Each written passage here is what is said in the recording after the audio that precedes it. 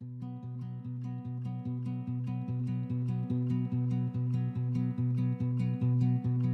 the night while my body slept in my bed, my mind was running through the woods instead. 100 miles an hour in the fast lane, 100 miles an hour in my head.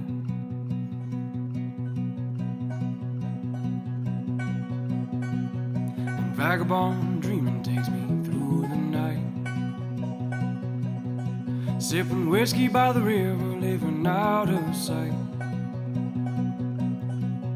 100 miles an hour in the fast lane, 100 miles an hour toward the light.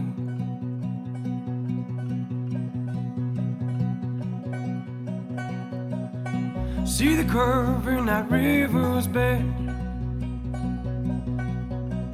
now look at you when I see my friend. 100 miles an hour in the fast lane, 100 miles an hour to the end.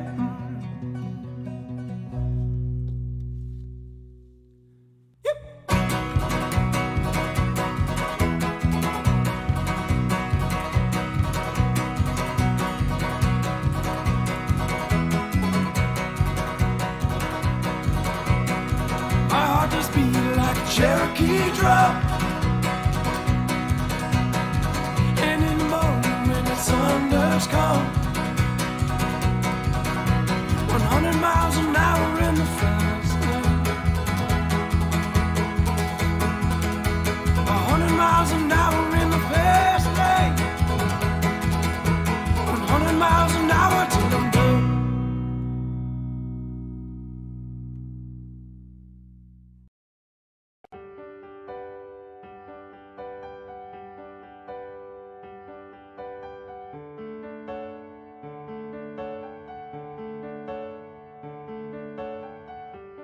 Hello everyone, my name is Notepad Anon and I write games for fun. So what are we doing today? Well, today we're going to be working on Song of the White Carnations. Yes, we're going to be working more on that.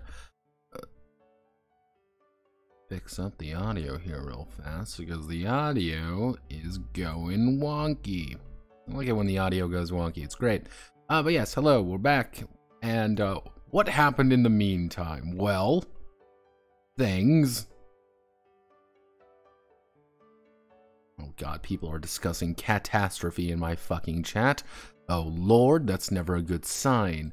Catastrophe is a disaster area and we do not talk about it. But yes, welcome to Song of the White Carnations. Now, the big things that kind of happened was that I wrote the lore. I wrote a lot of lore. It's just lore and writing and stuff. Like, that's kind of what it boiled down to. I'm not all, like, way done. I still have all of these ones to do as well as the foreign powers. But generally speaking, I also didn't quite get to getting these done, but they're not too difficult to do. It's just time. That's really what it boils down to. It's just time consuming. Kind of how do you see the world?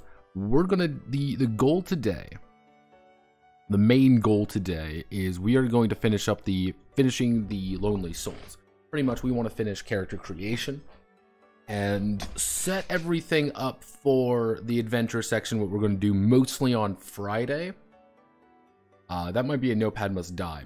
If things look a little bit different, you have an astute eye. I did change the font to Barlow. I think the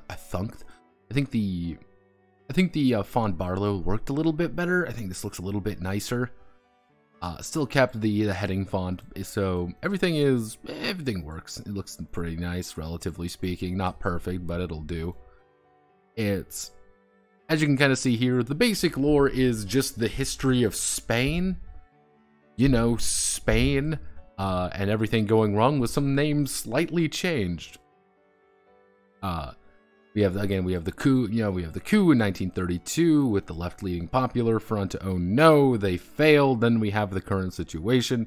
Then we go over every single one of the major parties. We have the Central Committee, the Frente Popular de Libération, the People's Liberation Front, the National Labor Union, and then the Free Army. Generally speaking, these guys are just the communists. They with their their big issue with the Popular Front is that they kind of work with the communists, and the communists really like them. But there's also kind of this divide of like, who are we really loyal to? Are we loyal to Ineria, the actual state we live in, or are we kind of more loyal to the the URSS, especially the government in Novgorod, because Novgorod sounded kind of cool. You gotta go Ruskovy. The ULN is the anarchists, pretty much hardcore anarchists, with the additional problem being that they are kind of got fucked over in the election and nobody really likes them. However, they're also probably the most efficient side just because they kind of operate anarchistically, which kind of leads to the Free Army, kind of like these are just your standard grunts in the middle of things. I decided to call the Nationalists the Patriots, or the Patriot Front. As you can kind of see, they're not the Nationalists, they're the Patriots, and yes, I am entirely thinking that there's going to be quite a few Metal Gear Solid references. Do not question it too much. As you can kind of see here, we have the FNS, the National Syndicalist Front. Oh no, they're very good, they're kind of bad, but they're generally speaking, their problem is that they're being influenced too heavily by the Teutonians, the Teutons, and the Latians. Otherwise known as the I can't believe it's not Germany and I can't believe it's not Italy. And then we have the Crusaders. The Crusaders are your Carlists, like, oh, we've been fighting for these guys forever, oh no. And but they're the yellow caps. They believe in this, some believe in the illusion, yellow caps waving in the wind to innocent maidens and young brave young lads. That's kind of the idea. They're, instead of being the red caps, they're yellow caps. That's the entire idea. The big joke, you could say, is that the National Guard and the Free Army are effectively written the exact same way. They are the exact same how they are written, and that's on purpose. I wanted to get across being like, yeah, that's the regular guys on the ground are very different. And of course we have the maliciously evil Black Evil Legion, as you can kind of tell. I believe all the artwork I was trying to draw from Hugo Pratt's own artwork, or just or the propaganda artwork of the Spanish Civil War, which there's quite a bit of that. Let's see what else I did. Didn't really change anything up here. Everything kind of was exactly what it needed to work here pretty well. And then I kind of did some more work when it comes to like the various lands. And Lyon is France. France in all its ways. So you want to be from France, you can be from France if you fucking feel like it. I don't know why you would want to be from France, but you can. Teutoniya is Teutoniya is Germany. Europe is now called the Midlands. Yes, the Great Midlands War. And still need to do all of these ones. England is just going to be Super England. Latium, I should say Latium. Latium is just going to be Italy. Ruscovy is going to be Super Russia. And then the Super America, Super China, Weird Japan, and Balkania. God bless Balkania. I might actually even just call it Palinka for added memes. Why the fuck are people... What the fuck are people posting in my goddamn server? Why are you posting? What the fucking hell? In the goddamn... Why are people posting cat girls in my goddamn server?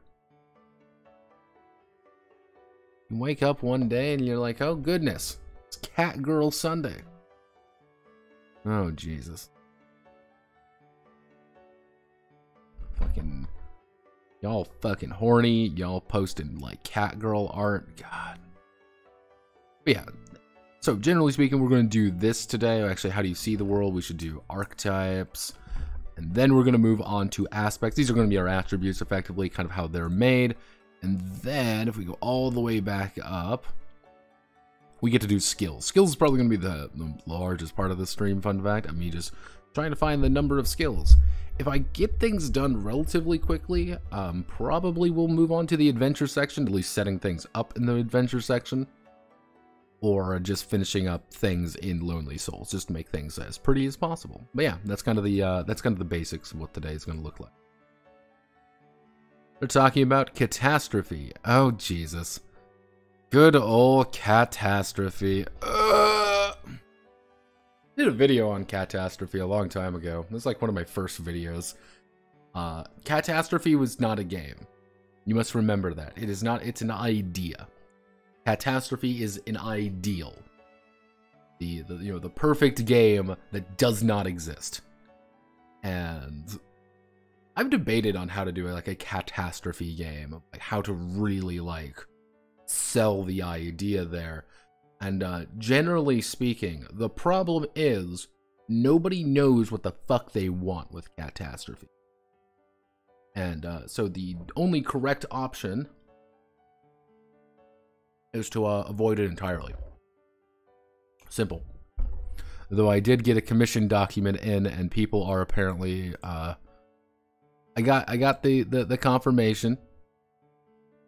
Commission document has come in. The people want it. The people want cat girls. Actually, no, more accurately, they want cat boys. So I'm being paid money to write Cat Boy Thule.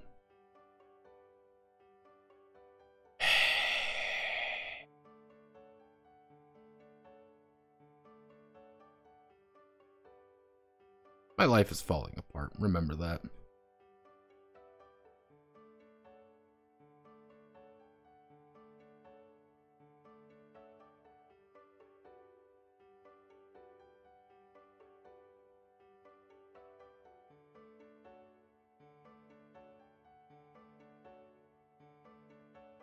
Kind of surprising when the subject of alternative humans come up. You never hear about the female perspective of that. Alternative humans? That sounds really weird. That sounds really odd. I can't put my finger on it, but yeah, that sounds a little bit weird, man. So let's do the soldier. Soldier. Let's just do, we just need a very brief line. Actually, no, the soldier.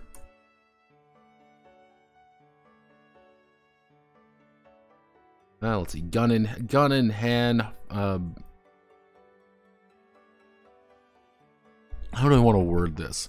Because the entire idea of the soldier is like you're pretty much a guy who fights people. That's your problem. You are a fight man, and fight man do fight man things.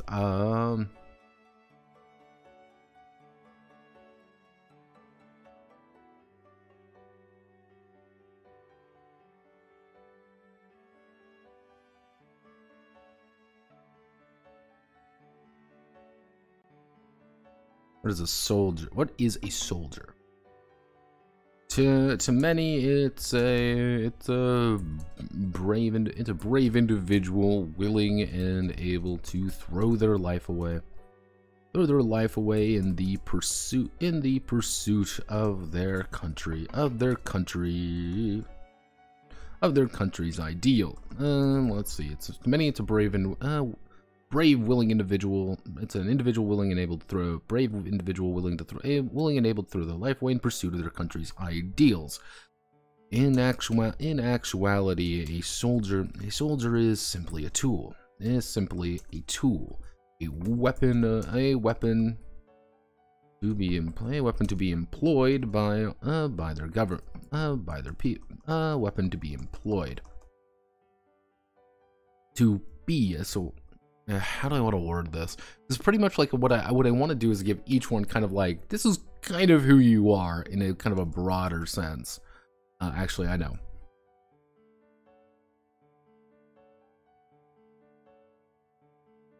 Let's see. War has been part of human history. Human history since two tribes began hitting one another with clubs. The soldier is a natural byproduct of humanity's drive to hurt one another. Some are brutes willing to brutes looking for a scrap. Some are calculating sharpshooters, and others are simply by the book fighters, regardless of their background. Soldiers fight, live, and die in a war of their own choosing. Damn it. Fuck, that doesn't sound right. How do I want to word this?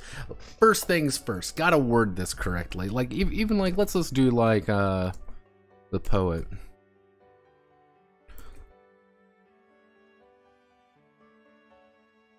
Vagabond is a true artist, trying to find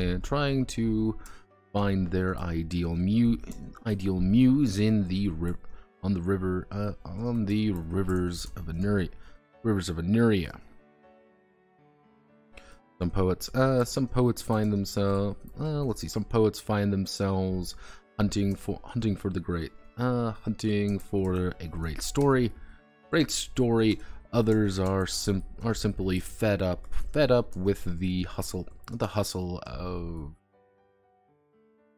Some are simply drawn to the romantic ideal, the romantic concept of conflict. Others are simply drawn to the romantic concept of conflict, regardless of their reasons. The vagabond has found themselves a story to write. Whether it's how do I want to word this? So regardless of the reason, the vagabond has found themselves a story to write. Whether it's a heroic epic or an obituary is fine. So the vagabond is a fighter, a creature drawn to war, drawn to Ineria to fight a battle they may or may not have a stake in. Most soldiers are drawn from veterans. Most soldiers are drawn from veterans or scrappers. Drawn from veterans of the multiple wars throughout the Midland, multiple wars throughout the world. Most soldiers are drawn from veterans of the multiple wars throughout the world, but many simply are the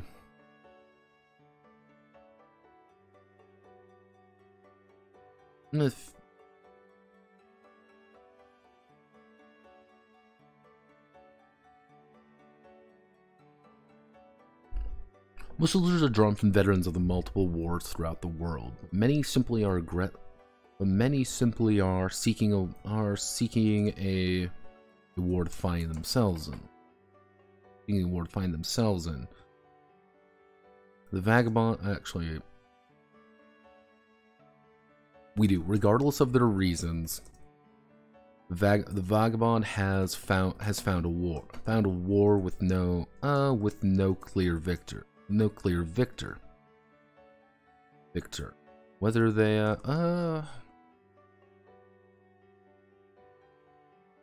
whether they are seeking to change the world, or watch it burn, it's up to them. constantly reiterate, this is your fucking problem, not anybody else's. You're the one going to this war. You're the one. Why are you like this? Single. Fuck.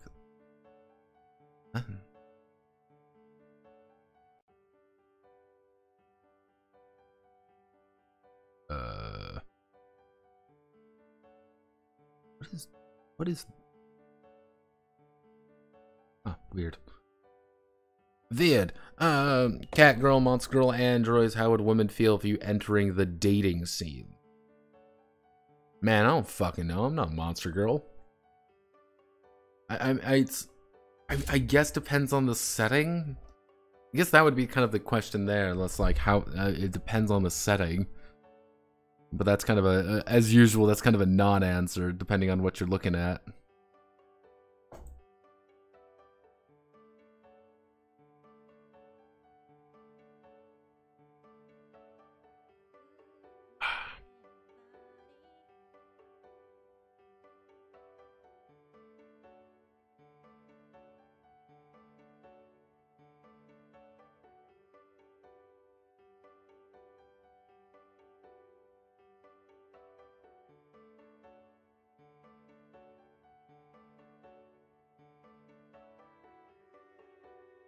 Oh, how would a human woman feel? I don't fucking know. I mean, how do people, you know, what do people feel like when anybody enters the new, anyone new enters the scene? Just be people. Actually, no, we do, Control Shift. Actually, no, we do, I know why it's freaking out all of a sudden. No, I don't want fucking Microsoft Edge dev tools. Control Shift 8. Control Shift 8. We do the Call of War.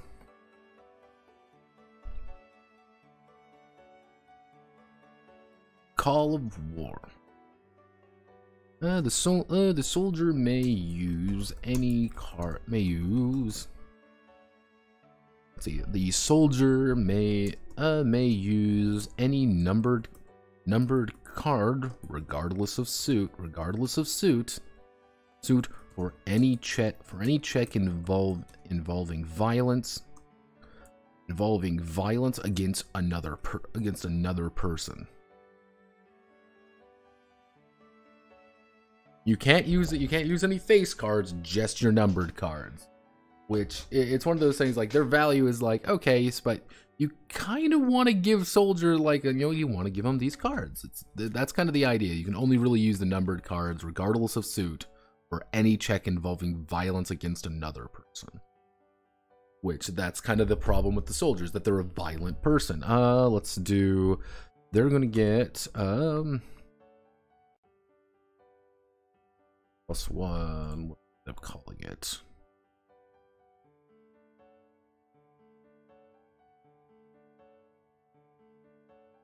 +1, they're gonna get +1. Actually, no, we do +1 to what would we call it? We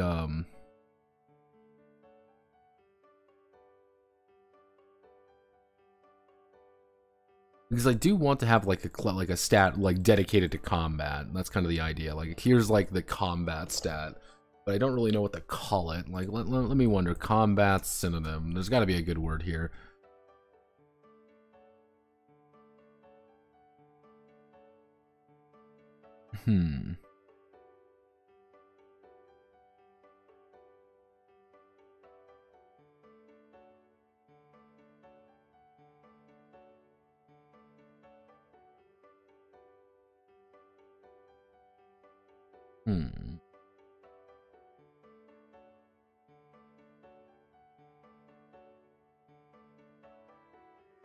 I guess we can just call it conflict. Yeah, +1 to +1 to conflict, +1, and what I'm going to do is to +1 to X skill, +1 to Y. Actually, you're going to get choose one X, Y, or Z skill. There we go. Pretty much you're going to get the option between 3 different skills. Just the idea of like, here you go, which is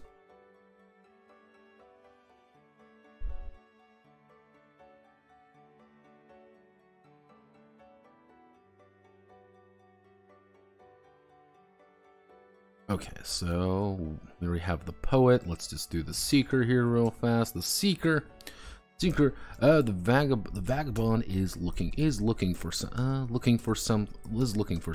trying their best to find some missing part of themselves in the vast Inerian riverlands.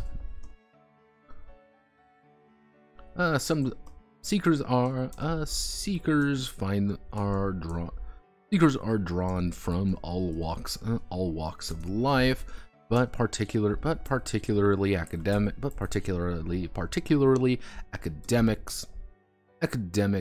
and investigators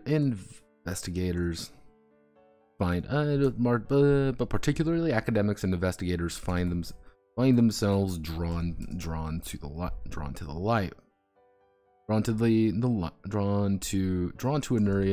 Ineria's war to discover something. Regardless of their reasons, the vagabond has found their goal and will pursue it even if it costs them their life. The idea behind the seeker is mostly like you're someone who like really wants to get something. Like you are clearly looking for something. What that thing is up to you. I don't always enjoy looking at stories at a different perspective. A character's perspective can change story's outlook hand to hand. Again, I don't quite know how I do want to do the skills yet. I have a few options. That's really the thing there. I'm just going to write in all the skills later because it's easy.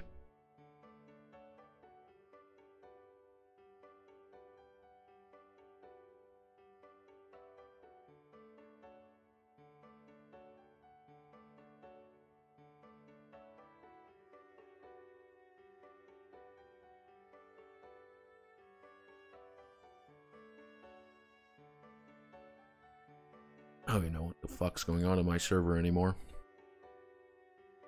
Let's see. So the captain is a the captain is a natural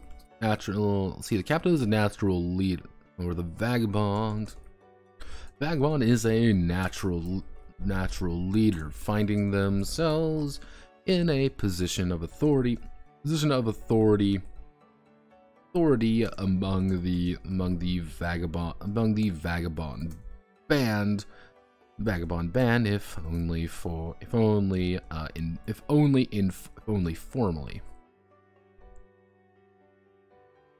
Captains can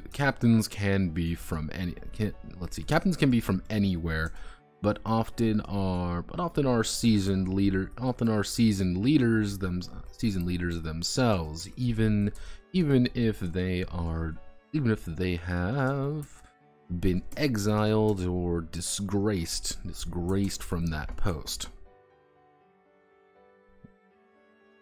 Perhaps Ineria is another place to hone perhaps Ineria is just another conflict to attempt to guide others. Let's see. Perhaps Ineria is just another reason to guide others. There we go. Kind of more along the idea, like, anyone can be a captain. That's the idea. Like, if you want to play like, oh, I'm just some academic who has taken on like this more along the lines of like you've taken on the role of a captain. You're this person who has adopted this informal, pseudo-formal kind of position of authority. Like, people trust you, people know who you are, and people genuinely are like, oh, it's you. You know, people, you know, if when things go wrong, it's you are going to be the one kind of solving them. Regardless of their reasons, Vagabond has found a cause to rally behind. And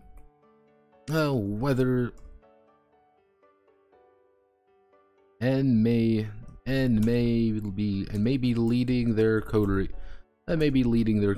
to their graves. Not careful. There we go. So we've got the captain. Now we have to do the survivor. The vagabond refuses to die. Also, the vagabond refuses to die. As such, as a...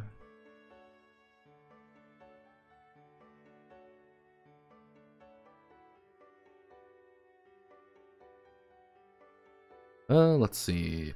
Something about them has led to a life of desperation and let's see, and has life of desperate circumstances and hardened and steeled will. Let's see, desperate circumstances of steeled will. No, steeled resolve. To a life of desperate circumstances, steeled resolve. Survivors can be from anywhere, any creed, in any person, and any place. Can actually be from anywhere, any creed, or any person. Let's see, anywhere, any creed, any background. There we go, in any background, but all share a similar tale of living through impossible odds, or trying to avoid that inevitability. Ineria is just another place to them. One they will survive. They will power through. Regardless of their reasons, the vagabond has been drawn to this conflict. Will they living up to their namesake, or failing it will be their choice. There we go, and then we already had the hope. Oh, and then we have the hero. The vagabond is one of those noble souls who wishes nothing more than to more than to help others. Vagabond is one of those noble souls who wishes nothing more than to help others. A genuine crusader. A genuine crusader of justice. Heroes are not typical people.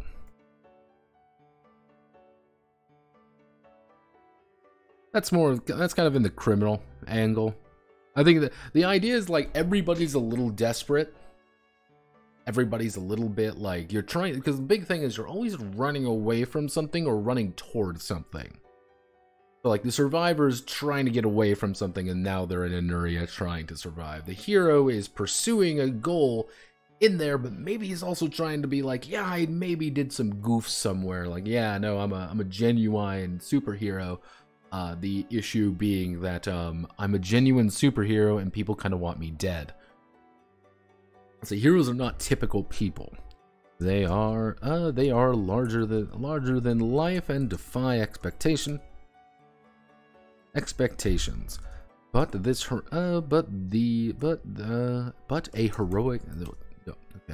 heroic streak often leaves many enemies.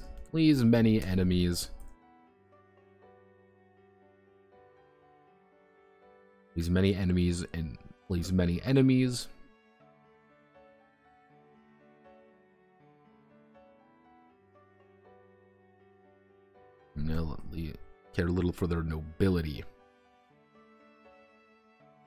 Cheers, how's it going? Cheers, yes, hello. I'm doing pretty well. A little bit quiet today because it's just a grind day, otherwise known as we just need to write out all this shit. And it's just going to take time. That's one of those things where there always comes a point when you're writing a game where it's just like, all right, nose to the grindstone, let's do this. This is one of those days. Let's see. He often leaves many enemies who care little for their nobility.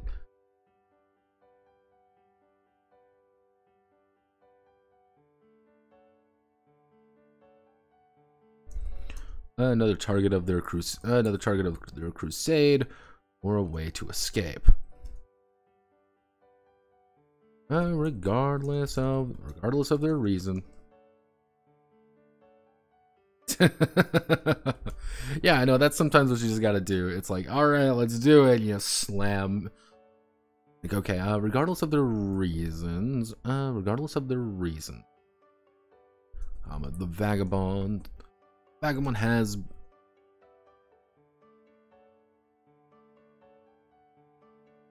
call to action once. Has been called to action once again to be the heroics, to be the light, to be the good in the world, to be the good the world needs. Let's see. The Vagabond has been called to action once again to be the good the world needs, but whether that is carved on their tombstone is up to them. Yeah, so it's kind of like, yeah, as the hero, you're like, yeah, you're the hero, you're this good guy, but you're rushing into this situation, and it's like, yeah, you might catch a bullet or two, and you're kind of outie. It's like, well, fuck, dude, sorry. You're just fucked. Then we do the criminal.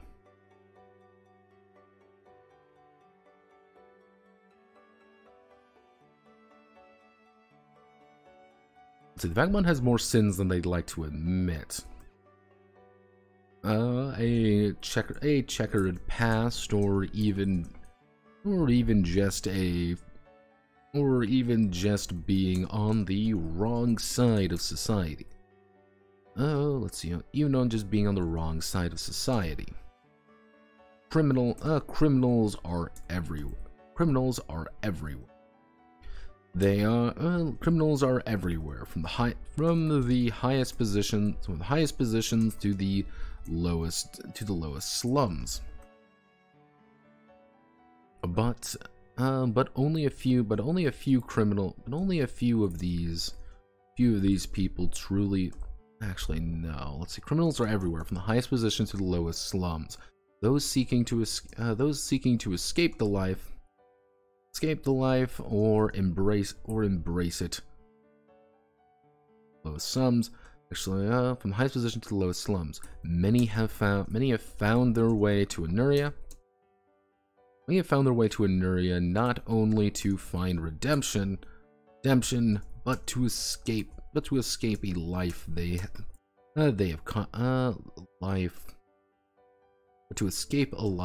have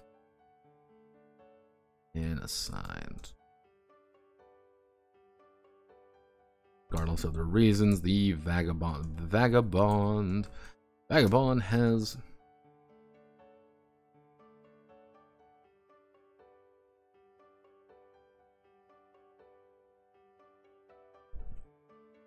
let's see. Regardless of their reasons, the Vagabond has what's the word? What am I looking for? It's kind of cast their lots as the Vagabond has bet on Ineria. Regardless of their reasons, the Vagabond has bet on Ineria to be their deliverance. Whether they hit the jackpot or go bust in a ditch. Go bust in the ditch is up to them. So it's like, yeah, you're this criminal, you're this person who does things. Generally speaking, criminals are not necessarily just... Yeah, criminals are not just simply like, oh, well, I'm a thief or I'm this. No, it's kind of like you're just someone who is not liked by other people. Like, yeah, I was from, you know, Ruskovi, like, I'm a white Ruskvite. You know, I'm part of the wrong political group in the, I can't believe it's not Soviet Union. It's, oh, hey, I am part of, like, I'm just a fucking, you know, weird dude. I'm an eccentric. People do not like me. And I've, you know, fled and now find myself in kind of this situation trying to avoid this life. You know, this isn't who I am. Or just generally speaking of, hey, I'm a person who's committed a lot of crime. Like, I am a horrible human being. Please send help. Like, I am a horrific human being. That's kind of the idea of the criminal. It's just like, it's not necessarily like you're a bad person, but it's more along the lines of like, you're not a beloved person. And then we have, finally, the jester. Vagabond is an oddity, an eccentric, a stranger, someone who shouldn't be here, but is drawn to Ineria's rivers regardless. Jesters are part of everyday. Jesters are not necessarily just funny. Let's see. Jesters are not necessarily just funny people. They're entertain. They are.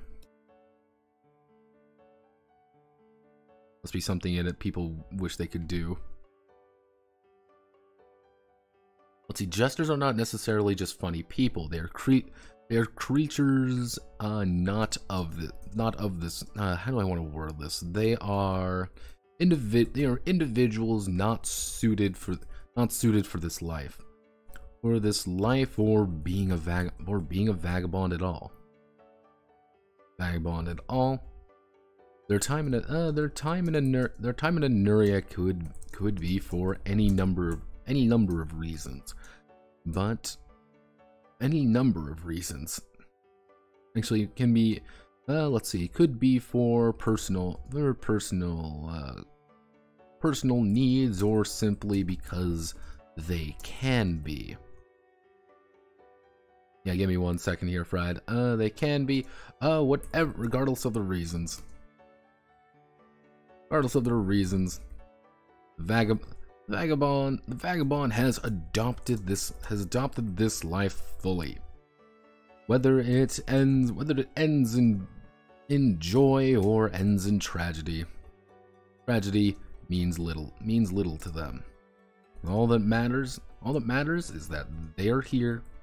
They're here right now.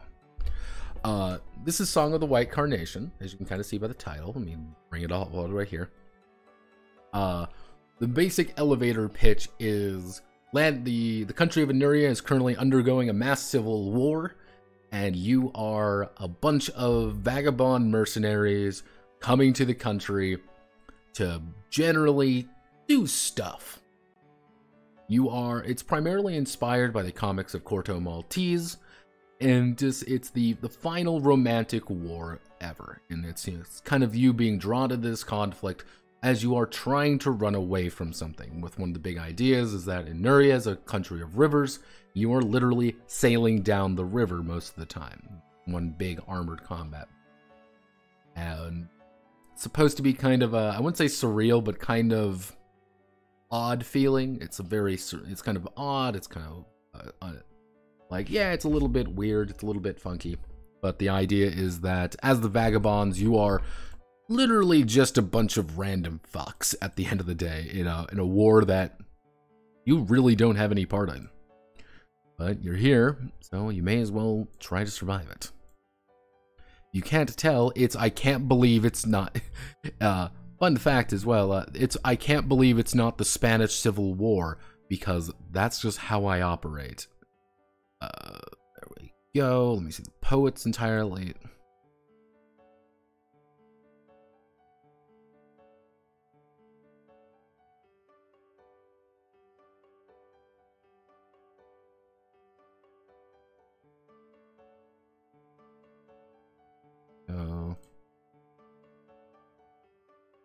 System-wise, it's a 2D. System-wise, it's a 2D6 game. system-wise, it's 2d6 games using a deck of cards to kind of simulate fate and random chance a lot more. And going here, the idea of what I'm working on right now are the archetypes. These are kind of broad, I wouldn't necessarily call them classes, but they're kind of like broad ideas which give you a little bit more influence on how your hand actually works, and also kind of setting you up for like what the goal is. It's always 2d6, but never 6d2. One day, this d2 system will come out. See, the one thing I always like find amusing is the d2 system of fucking what's it? I can never Maesta. That's it. Maesta will always be the most amusing game ever. I will never. I love that game. So cursed, so amusing. We need to do a lovely side character, the poet. The poet may freely swap any of their cards with any other vagabond, with any other vagabond.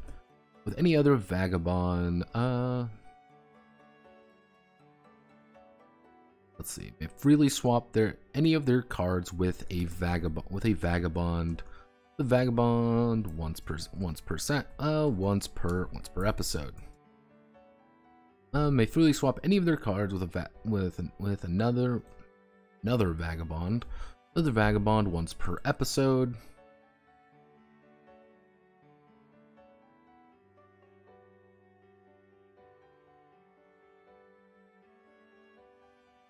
There we go. I just want to clarify that, with another vagabond, you don't have to trade it, but it's like each vagabond once per episode. That's kind of the idea. It's like, yeah, hey, I have drawn a.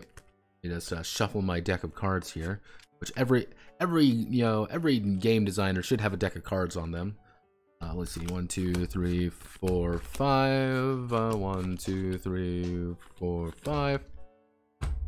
The poet can say, okay, I've got a bunch of these cards here. You've got this. They can be like, okay, I have a 7 of hearts. You have a 10 of diamonds. Can I switch you my 7 of hearts for that 10 of diamonds so you have a little bit more utility in what you want to do? But since we're also here, I can trade you my 9 of clubs for your 3 of spades. So I have some spades, you have some clubs, and we have a good mix of cards in our hands. I need to buy a new deck of cards.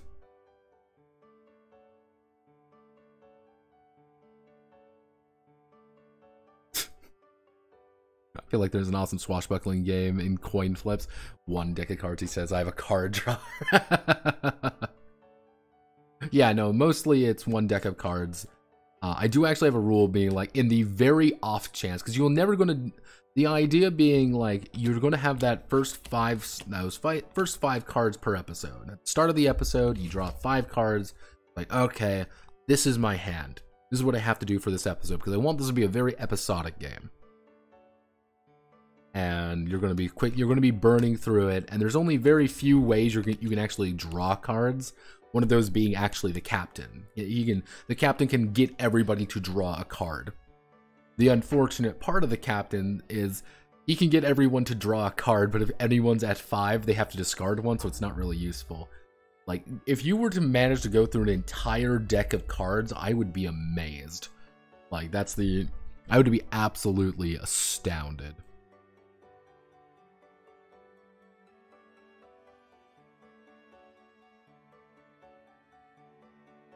Actually, no. We'll do a lovely side character. We drop the attributes. The Call of War and the Poet. And then we do the Seeker. I always like the term Seeker. It always has like an odd ring to it. It's like, yeah, no, it's like I am the Seeker. Like I am like something is going wrong. I'm a weird dude.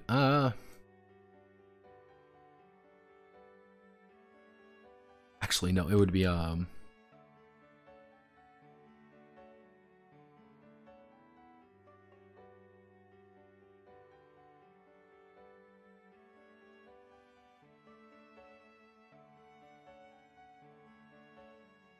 that's one of the ideas of the poet. It's like they're the ones writing the story going down.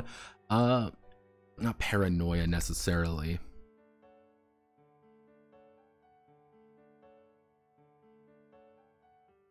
Only one truth. We're making a goddamn Detective Conan reference. Only one truth. The seeker, once per episode, may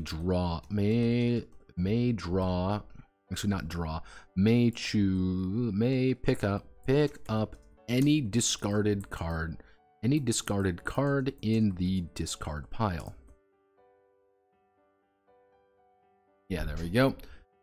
Yeah, the seeker's value is, the idea behind the seeker is like you're trying to find something there. So if someone plays, let's say, an 8 of spades, it's on the table, you can freely pick up the 8 of spades. You're like, I'm going to take that into my hand at any discarded card. The unfortunate problem being you are taking any discarded card that somebody else has already used. So it's like, well, shit. Let's see. Only one truth. We're going to go down here. We're going to do the Capitan.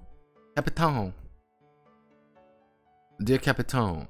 And in case you're wondering, no, none of these are currently in alphabetical order, which I will fix. Rally call. The captain makes a rally call. All vagabonds draw a new fate card. All vagabonds draw a new fate card. The captain's all about being very sporty. That's what he wants to do because he's a nice dude. The survivor.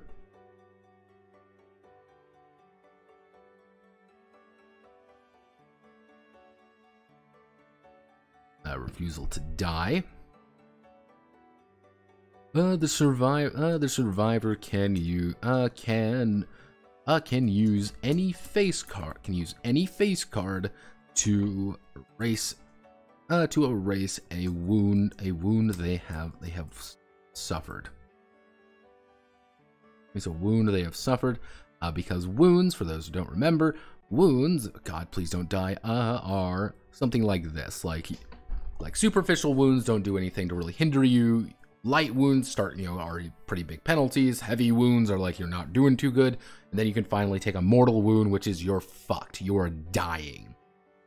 And it's like you don't have long to last. You've taken a mortal wound. You're going to die if you take a mortal wound.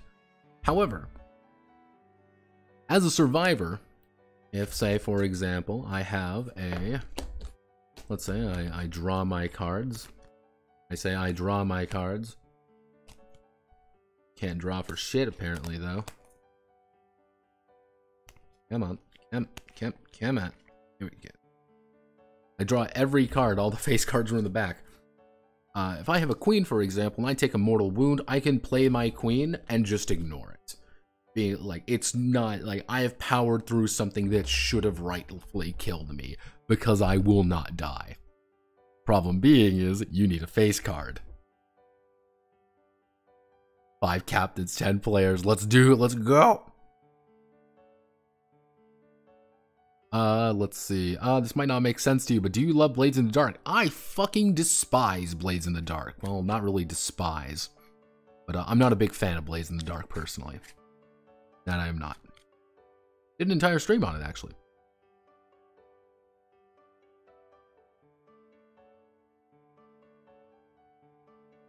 Yeah, not a big fan. I don't know if you're a big fan or you're a Blades in the Dark dev, but never been a big fan of Forge in the Dark in general. It never really spoke to me.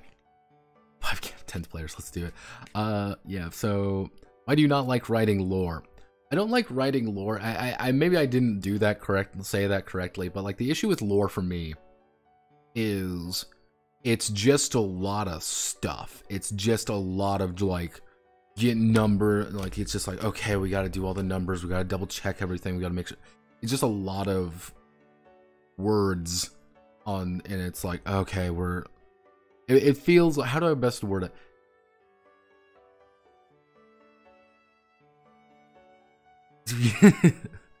Hate, I think one of the big things with like lore for me is like it feels like I'm not making zero progress. Because even like if I were to end the stream right here, I had made progress. You know, we've put things down on paper and we've done something. Lore, it's like I've written a bunch of, you know, it's like I've taken a lot and it's like, oh god, kind of a TLDR. You seem taking elements from it. Generally speaking, I'm not a huge fan of blades. I say hate, you know, but it's more along the idea of just being completely neutral on it. Apathetic, I think, would be a good term for it. I'm not a huge fan of blades simply because I am violently opposed to PBTA and any of its derivatives. Just haven't been a big fan of it. Like, I can kind of see where you're going for. Like, oh, he's got like the classes and the archetypes and stuff. I can kind of see where you're going with it. However, not quite. I'm not like there's not really going to be any powers or anything like that. Not like blades or like really specific ones. Like after this, you can technically play whatever you fucking want and kind of go down any angle you feel like. It's not like you're playing the lurk, therefore you only have access to these. No. These aren't playbooks. These are very dedicated to be like, these are skills, these are abilities, these are attributes and things like that, because that's how I like to play these games. The 2d6 system is mostly just because I want to keep the numbers low. You know, the numbers kind of there. It's not like the roll then take the highest. Never been a fan of that. The cards themselves are actually based on the idea that there aren't actually many games that use cards. Fun fact. Many games don't actually employ just basic playing cards, and the ones that do are pretty far and few between. Or you end up with things like Savage Worlds, where the cards are used for a very specific reason and not much else. And it's like, well, you know, maybe we can do something more with that. So I kind of integrated that in here. But yeah, no, I don't really do any of, I do not deal with any of that PBTA bullshit. If you ever catch me writing a PBTA game, rest assured somebody paid me a fuck ton of money to write it. So refuse, let's see, to erase any wound they have suffered. Actually, we already have.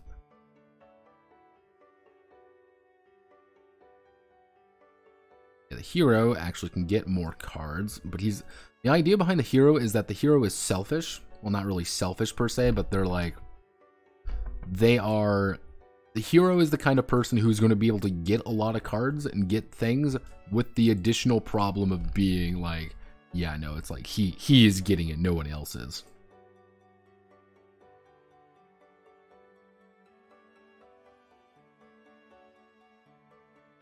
No, it's what do I want to word this? It's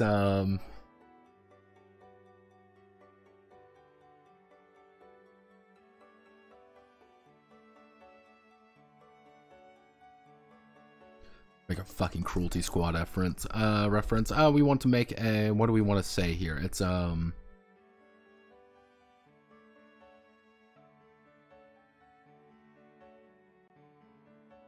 Crusader spirits. Anytime the Vagabonds complete an objective. Actually, anytime the Vagabonds would receive a fate card. Anytime the Vagabonds would receive a fate card from the narrator, the hero draws 2.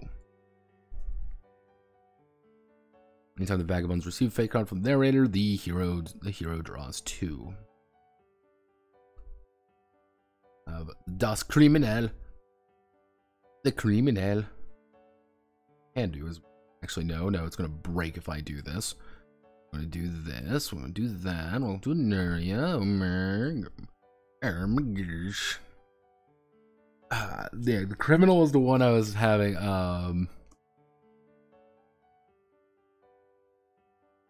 Double. Actually, no, we can do double or nothing. Because again, the idea of the kind of criminal is that they're gambling, like they're trying to gamble. Before the dice are rolled, the criminal may use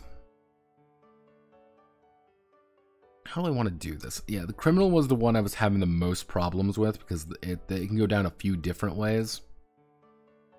Like, they can be worded in... The issue is, like, I don't quite know how I want to do them. Why are you this way? Why do you keep doing this? It's only with Barlow. Why?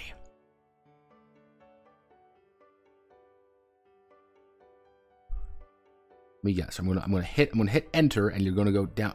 Why are you this way? No, and even if I do that, it doesn't. Why are you like this?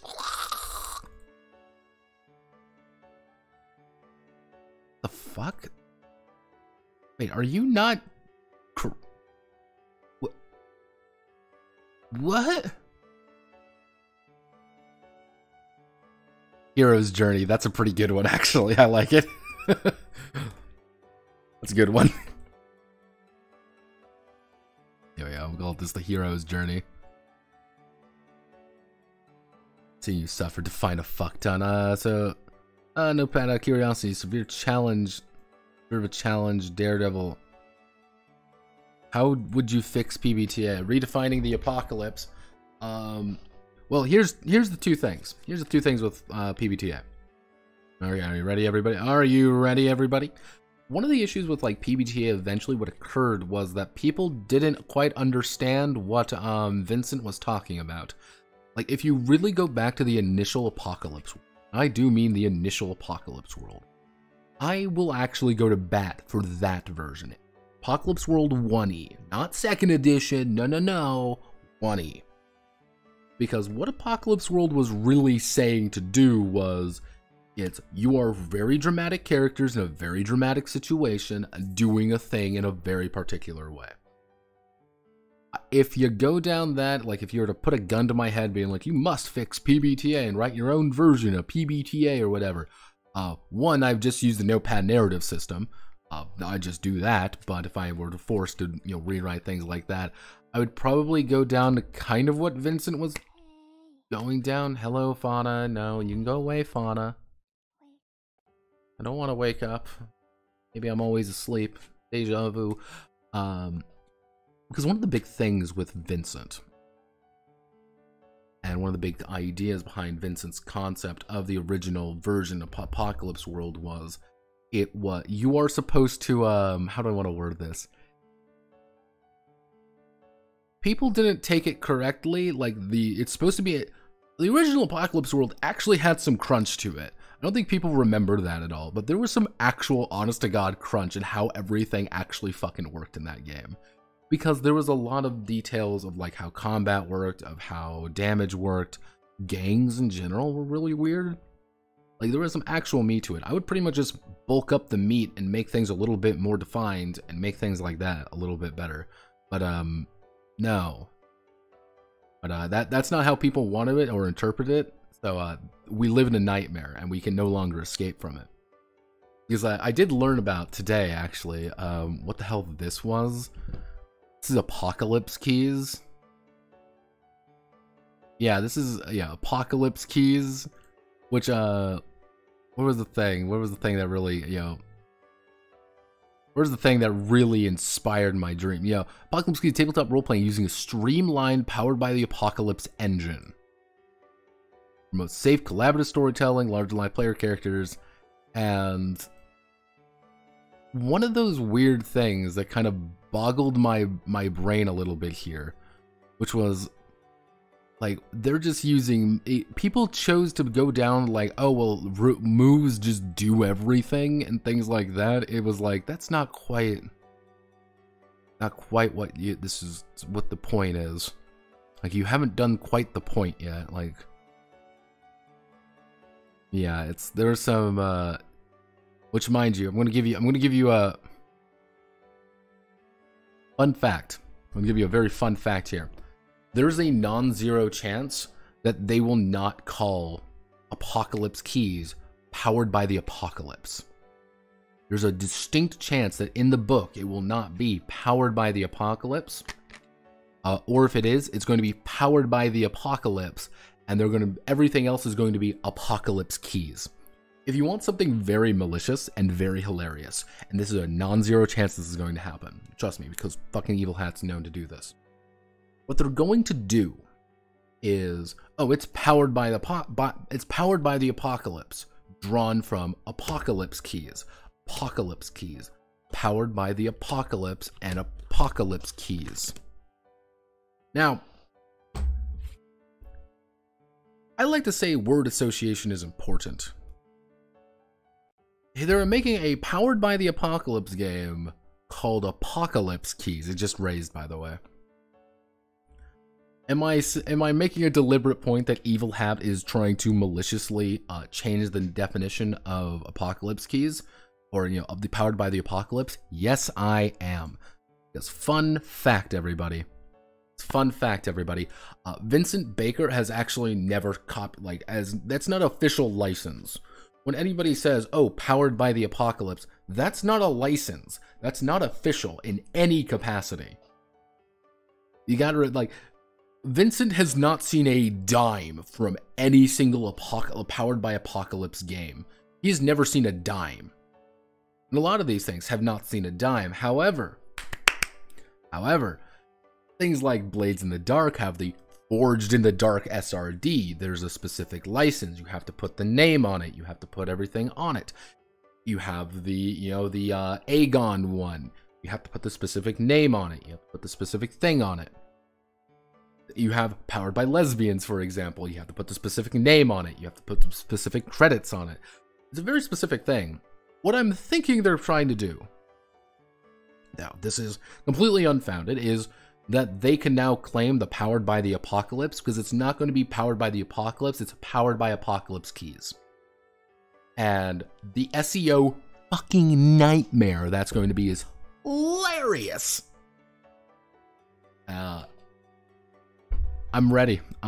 That's all I can really say about it. I'm ready for the nightmare, everybody. Are you ready for the nightmare? I am.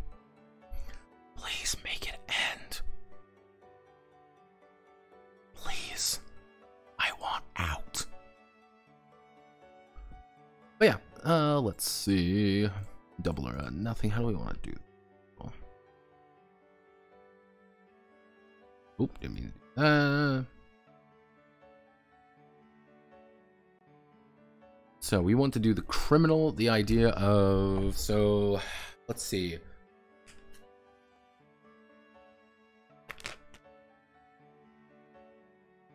I would say there's three options with the criminal. See, option A is we go down the, pretty much the, we go down the idea of like stacked deck, which they just start with, they start with +1 cards in hand. That's just by default that they have +1 cards in their hand. So instead of 5, they have 6. That's pretty much simple. Or they can go down the double or nothing route, which is the pretty much, how do I want to word this? They can pretty much pretty much any card they use is doubled in value. So it's like, yeah, okay, like oh well, instead of a 10, for example, it's going to be worth a 20. The problem being is they're going to have a smaller hand. They're going to only start with 3 cards. So it's like, okay, the criminal has less fate. He has less fate riding on him, but those cards are worth a fuck ton more. Like, yeah, this 20, this 10 of spades is not worth 10 of spades. It's worth a 20 of spades. So it's like, haha, I've done this. Or, haha, the face cards and stuff are pretty valuable. The problem being is you can't double the value of 2 times. So it's just going to be 2 times. Like, it doesn't affect face card, only the numbered cards. So they're kind of in a weird situation where it's like, it's double or nothing. It's like, they're going to get a lot or absolutely fuck all. Alternatively, we go with the original idea, which is they can combo things together as long as they can put things in a sequence. So if they put down a queen of diamonds, they can put down a queen of spades, and then they can put down the 10 of spades, and it's going to be worth 1 thing for the same check. But they just have to sequence everything. What sounds best? What sounds best? Because the Jester's pretty simple. It's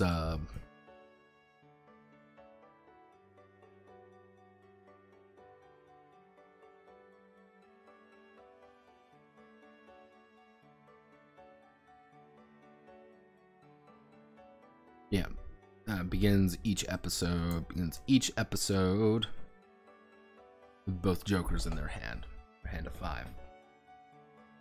Yeah, so it's kind of like the idea. The problem with the thing with the Jester is you are at a severe advantage. It's just like you're pretty much can allowed to instantly succeed at any check in the worst possible way.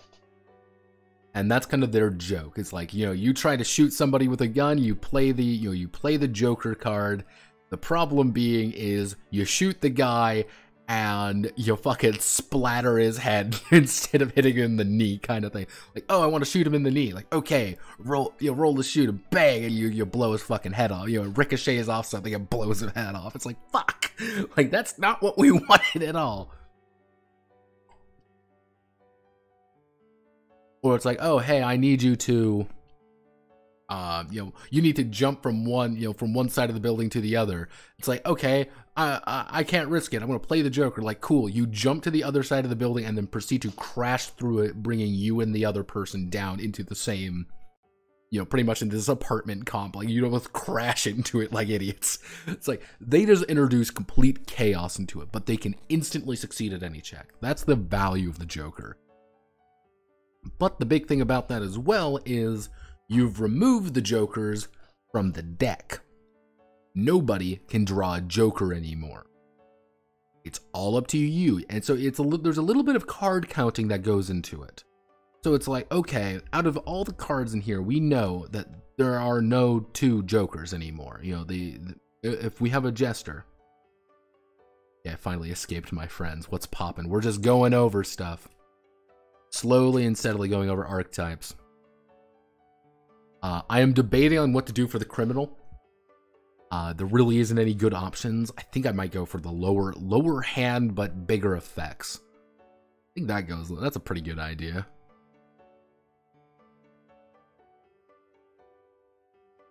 It's a game of the deck. Yes, it is actually a game of the deck. It's 2d6 plus modifiers, pretty simple, but it's 2d6 plus modifiers, but you, at the start of every episode, session pretty much, you're going to draw 5 cards. Those cards you allowed to augment your roll in some way. So, for example, if we go over here to the cards, numbered cards just add a flat value to whatever your check is. So it's like, oh, well, I have a 9 of diamonds, I can add it to whatever my check is. Jacks, on the other hand, you just add a flat 1d6, which is pretty good in its own right because you can roll disaster or fortune a lot easier. Queens allow you to roll any of your dice, so you can just take multiple rerolls. Kings double the value of whatever your dice are, but the ace itself immediately makes it a fortunate result or mitigates a disastrous result. So aces are pretty good. Finally, Vagabonds instantly succeed at any check, but with a disastrous result.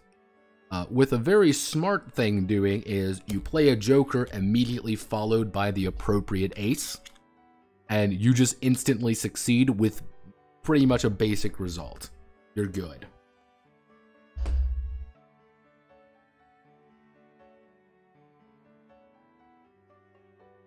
How does the crime work again? Well, crime, you get caught, you go to jail. Pretty much the idea of the criminal is like they're trying to, like, you've done some shit, you're trying to avoid it, you're on the wrong side of society. Like, you're not a great person, according to most people. You're just kind of like you're a criminal, you're a thief, you're a revolutionary, you're part of the wrong team, effectively. You fought for the whites instead of the reds kind of thing. And, you're the wrong person at the wrong place. And again, I'm thinking maybe like you only draw like 3 cards. It's like, but all their effects are just doubled. So, a 6 of diamonds becomes a 12, effectively. A 2 of hearts becomes a 4. They're double or nothing. They get a shit ton of bonuses. The problem being they just have a smaller hand to work with. I think that works. Wait, what whites reds? Like Indians or Rusky Revolution? Or my favorite, they're not the Russians. Oh no. They are the we're Ruskovians. Yes, we don't trust the Ruskovians. Yeah, every single name is just gradually more cursed. We have Leon, Teutania, Albion, Latium, Ruscovy, the Federation of Colombian State of the Columbia States, Federation of Colombian States, I should say. The Republic of Hontang, Imperial Yashima, and Balkania. Come on, Manly, don't you want to be from Balkania? The entire country of... And of the Lambertian house, of course. Teutania with King Mongolian beast of Lambertia. Not quite a... the thing is, like, I've gone out of my way to have absolutely zero names. There is no proper names throughout the entire book. I've done my best. It's... You know, just the Teutonians. It's a certain somebody is leading the Teutonians, effectively becoming fascist. The Ruskovites, or the, what did I end up calling? It's the, URSS. That's it. The URSS. The United Republics of Socialist States. There we go. That's the full term of the Ruscovy Empire. And what's Latium? Italy. People got mad at me for putting Teutonian. People were like mad that I was using Burmany instead of, you know, something properly. So yeah, it's just Teutania now, or Teutons. What? There's nothing wrong with Latium or Albion or Ruscovy. Nothing wrong with that. And I think you're just being sad. Now get a gun. We're fighting in Ineria.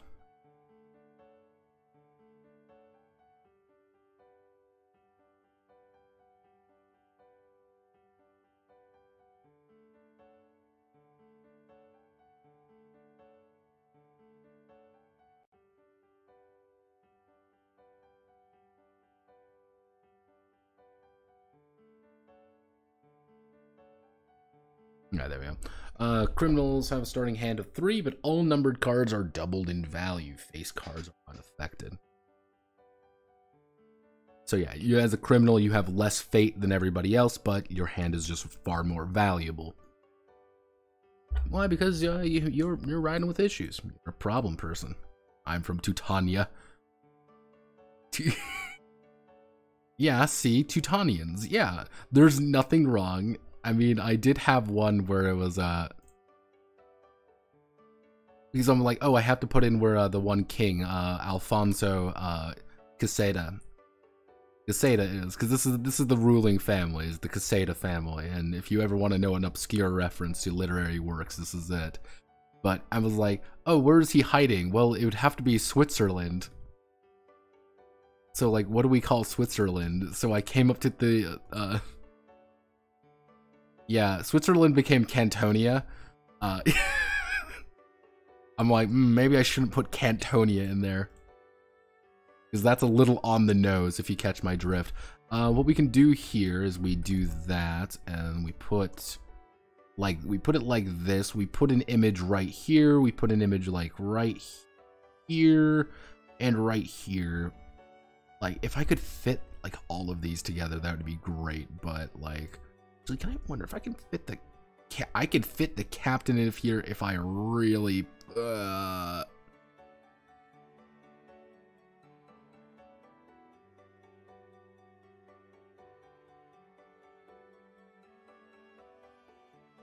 Oh, this is tight, but we saved a lot of space.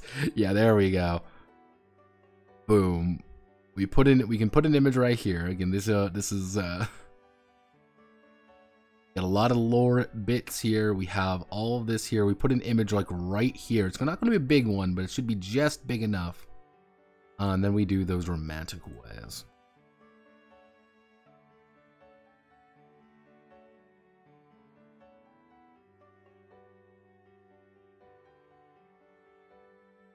Yeah, it's, I literally was looking around and being like, what's the ideal name for, like, not Germany? Because Lyon is just effectively, Lyon is a province of France.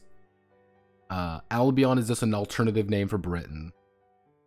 Hello, phone. Ineria is just, Ineria has been, like, my fantasy in Iberia for a very long time. I don't have Fantasy Portugal in, but I could probably slap Fantasy Portugal in pretty easily. But, like, it's like, yeah, it's like, yeah, no, yeah. It's like, yeah, I know, you know, we all know that the funny mustache man is in power, and I can't believe it's not Germany, but I know, you know, the funny mustache man is here, we can't say anything else. Those romantic ways aspects. Each vagabond has a series, Each vagabond has four main aspects. Four main aspects to determine how they approach the world, and determine their own course of actions in it. Each aspect determines not only the ability of the vagabond, not only the ability of the vagabond, but also reflects aspects of their personality and history. Also reflects aspects of their personality and history. The vagabond is given a total of, let's see, because we have four major attributes: adventure, drama, mystery, and conflict, as you can kind of tell what we're going for here. With four, we want the average to be about like 0 to 5, so we want it to be about 2. So we're maybe like give it 10 points, so you can have like one, like, yeah, this is like a really big one, you know, that's +5, but you're gonna have pretty low attributes everywhere else.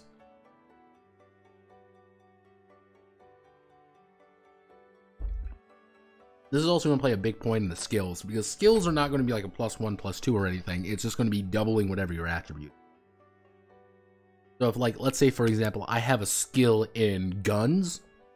Anytime I'm using a gun with my conflict, and I have a conflict of 4, I'm going to be having a +8 to it, because I am just that skilled with firearms. But the point is, it's like, that's not really... You're not supposed to get into gunfights every session. That's not the point. A gunfight is a situation that you may find yourself in, but not always the point. What's Teutonia like? It's 1930s Germany. That's really all it is. They're the ones who sent the... Yeah, it's here, I can do the full power. That's what defines a Teutonian.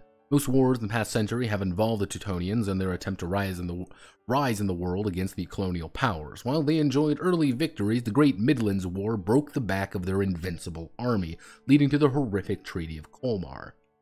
After their own personal revolution, toppling their own false republic, a charismatic leader rallied the country under a new banner, new ideology of force and power: fascism. With ambitions beyond their borders, the Teutons once again seek to right the wrongs of the past.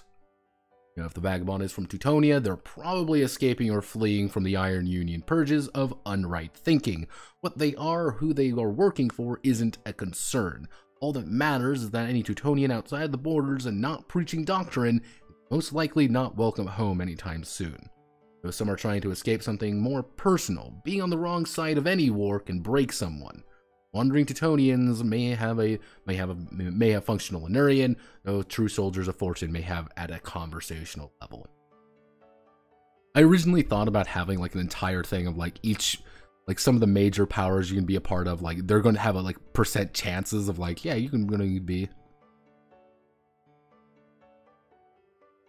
like, you can have like, you're going to be like conversational, you're going to be functional, or you're going to be this.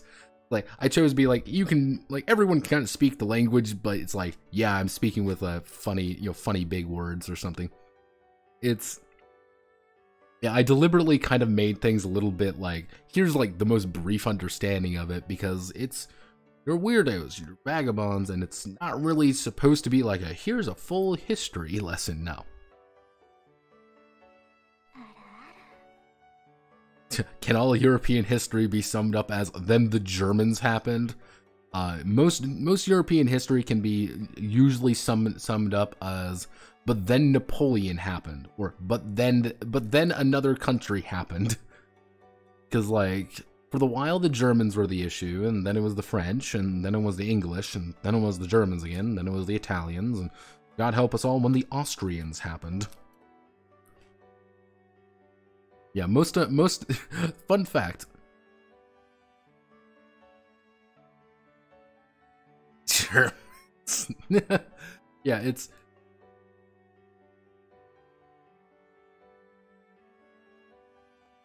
yeah. Yeah, they call someone German was kind of an oddity for a while there. I would say like most problems in Europe at up to a certain point is like, but then Rome collapsed, and that's just an issue that's going throughout. But then a funny short man came. Then the funny short man came along, and then most European history after the funny short man was, but then Napoleon happened. Ah, man, the Italian states were divided, and so sad. They were divided among the Austrian, but then Napoleon showed up and made Italy. Well, shit. You know, it's just like, ah, man, the German states were divided under an old system of government. You know, the Holy Roman Empire was a failing nightmare, and then Napoleon happened, and you had German unification.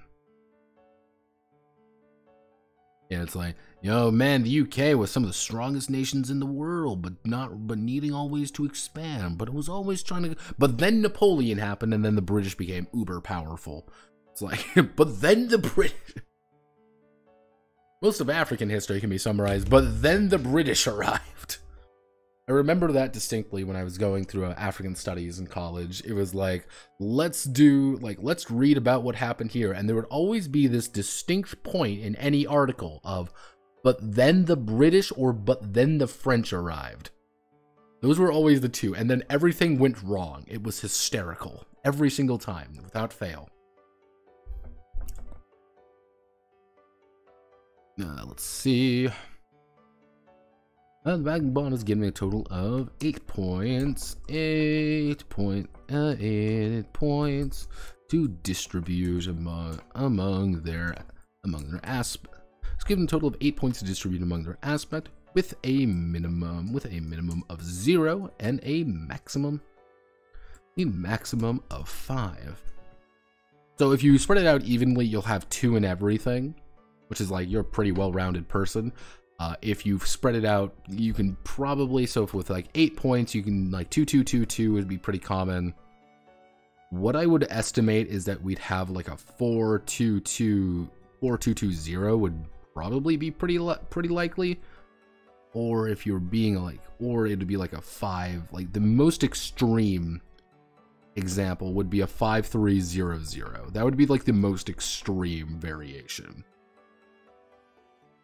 Or you would end up with something like 5, 3, 1. Actually, it would be 5, 1, 1, 1.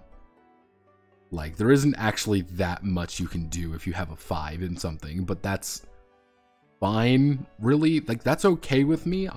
That's okay. Yeah, I would assume that, like, most attributes are going to end up, like, gravitating to something like that, like, either, like, 3, 1, 2, 2, or, like, 3, you know, it'd be 3, 2, 2, 1, technically. Like, people are going to gravitate toward having like at least a little bit of a plus or minus to something, you know, a plus to something, and that's fine. Totally for the splitting other aspects with a minimum of 0 and maximum of 5.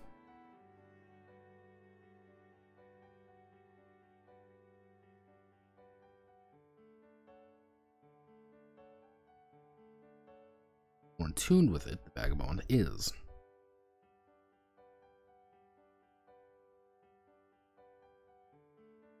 Reflex.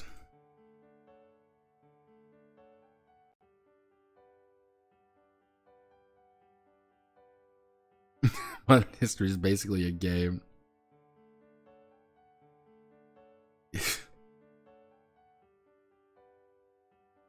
But then the Dutch happened. Yeah, and I need someone to break everything to change. Yeah, it's interestingly enough. here's the thing, and people, like, one of those things, like, and this is going to be a little bit of a history lesson for everybody. A little bit of a history bit. It's throughout, like, people, you like to say, like, oh, Europeans ruined everything. But, like, people don't really realize, like, Europeans have been fighting each other for fucking years. Like, we were fighting and killing one another in Europe forever. Like, it was just killing one another for a very long time. And one of the chief drivers of innovation in general, in anywhere, is conflict. Conflict breeds innovation. We need to get stronger because we're in a constant state of war. Because, like, we must get stronger, or we must invent something more because we fucking hate our enemies over there and we want to kill them. But then you have things like, well, we can't declare war on you because war sucks. Well, we want to get the best composers. We want to get the best scientists. We want to have the richest lands. We want to have, like, the most wealth. And it was just this drive of competition. And it was that constant drive for, like, we need more, we need more, we need more. But then you have places like China. Like, the weird thing with China was that it was an entire country that was dedicated to maintaining a series of like, stability. And they had, like, a reason why, like, China was never threatened by any of its neighbors. China was never, like, fully, like, completely fucking like, had a full total war with, like, India or something. You get the idea. Like, China never really had that. They had internal wars, but that's different. You know, the Emperor of China never was like, oh man, I have to fight Mongolia or something. Because when they did, it was like, yeah, you've lost the mandate of heaven, therefore, it's like massive war, we just want the new guy in. Well, he's the new emperor now, he's going to be the one to deliver us from evil. You know, it's the Ming became the Qing, obviously. You know, Ming became the Qing, and the Han became the, the Han became the, the Wei, and then the Wei became the, Xin? We can't, I'm not going to allow that, Manly. I see it, but no. I don't want to get flagged.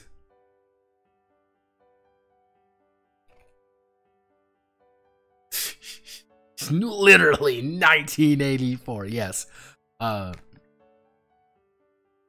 Like, and that's kind of like one of the big issues, and we see it quite a bit. And that was like one of the issues with like the Native Americans, for example, like Native Americans or Native, you know, individuals, you know, indigenous peoples, I believe is the more correct term these days.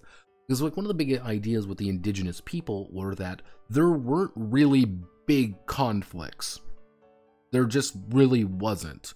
There was no major wars, really, because how disorganized, I wouldn't say disorganized, but like how dispersed people were. It was like various tribes kind of to get confederations, and wars weren't really fought for mass territory or anything like that. They were fought for honor battles. They were like little things, and there was like very strict ways of doing things. Conflict never really was that way. Because if you really notice, conflict, indigenous peoples rapidly advanced when the Europeans showed up and started kicking their ass. They're like, well, we need to adapt new tactics for our guns. So they did. Comanches were fucking insane. We need to adapt to better, we need to, adapt our culture better. The Cherokee language came out because the Cherokee people were like, hey, we need to write down our language because we want to look more official. The European powers are going to respect us a lot more if we have a literal language. So they wrote it down. They innovated. And that's very interesting. China innovated immensely after they got their shit rocked multiple times. And that's because they had to. It was competition. There was finally competition there. And like Africa, for example, like that was a big thing. And people would say, like, if there was no colonization, do not take this out, do not clip any of this. I'm going to go to hell if I say this, or if you do choose it, let me preface this now. If there was no colonization, there would have been a lot of fucking war. Because you literally do see it in kind of like right before the Europeans came in some aspects. which these nation states were beginning to kind of formalize. You had places like Dahomey not Dahomey. I can see it. I can see it right there. It's the proto. It's the proto Niger. It was a Nigerian state. I can't remember the top of my fucking head. Actually, Dahomey, that was before her. Mind you, that was before her, far before her. But like the Dahomey state was actually pretty strong for the Mali state. You had a couple of these countries which were actually very strong. The Somali Sultanate, for example, that's another good example in the more east. And one of the big things there was they were, you had these very formalized people on the coast, and they were slowly subjugating the more violent tribes more internally. They were like, hey, you come, we have money, we have wealth, we have we have power, we have legitimate soldiers, we have money, we have money, land, power, we have things you want, and we'll work with you. You just have to join us. And they're like, oh, cool, this is fine. But then the Europeans showed up, and the Europeans were like, hey, internal tribes, you keep weakening these guys, we'll keep giving you guns. They're like, hell yeah. If there was a very big thing of what happened was, if it was allowed to continue, that there would have been these African nation states would have formed more naturally. The problem being is, those African nation states would also immediately start doing what was happening in Europe at the time. Like, it would be kind of the same thing. They would be their own, like, 1400s, 1500s of, you're fucking French? We're going to war. And it would be the English trying to murder the fucking Scottish for the 90th time. It would be the fucking Irish rising up in revolt to kill the English for the 90th time. Nobody likes to remember the rampant racism in Europe. Not like, oh, well, you have a different color of skin. No, it was, you live over the border. Like, you belong, you're French? Oh, all right, you cheese-eating surrender monkey. Why don't you shove that bottle of wine up your goddamn ass? Or, hey, fuck you, Protestant. I'm gonna burn down your home now. Or like, fuck you, Catholic. I'm gonna burn down your church now. People don't, remember that for some reason sometimes. Like, there was horrific racism. People were killing each other for various reasons, but the thing is, what happened was, it became a lot more, we have to work together to survive. It's not like the kingdom of fucking, power politics. Yeah, it was like, the kingdom of Bohemia wasn't around just because, like, oh, well, we decided to form the kingdom of Bohemia. No, it was because a bunch of these estates got together. We gotta work together to fuck those guys, because we have a shared history and they suck. Yeah, it's, people had to work together. We had to, formalize these alliances and kind of groups. And, like, the French state was like, yeah, we gotta form together. We have to be strong together. Like, France strong together. France weak alone. France work. Yeah, and it's, a lot of countries were starting that, but then it was like the then the kind of the Europeans, because we were so, European countries were so smashed together, kind of were like, we need money. We need money. Oh no. Like the Portuguese and you gotta remember, like the Portuguese and like Spanish would have never really thought about going to the New World if it wasn't for, we need fat stacks to get to India because we don't want to deal with the Ottomans.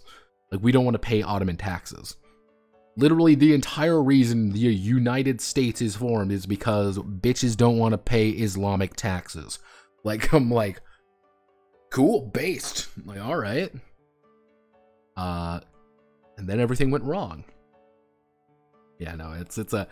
Human history is a series of, exactly as McDrew said, human history is a series of people finding reasons to fuck each other over for more than a few reasons. And it becomes we fight, we get mad at each other, and it's political, it's stupid.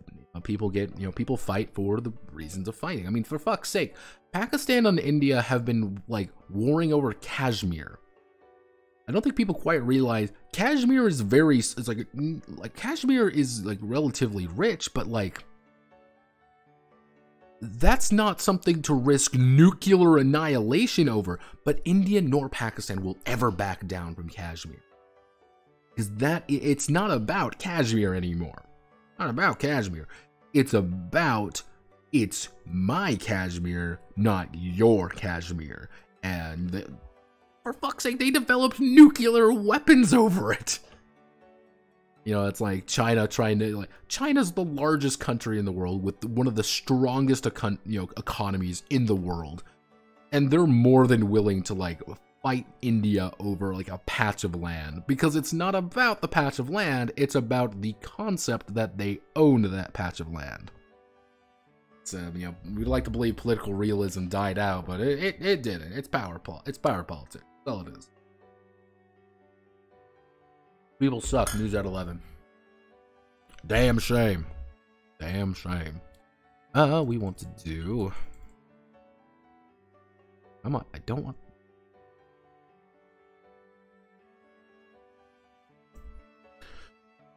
So, we want to do adventure. We want to do adventure hearts. The Vagabonds.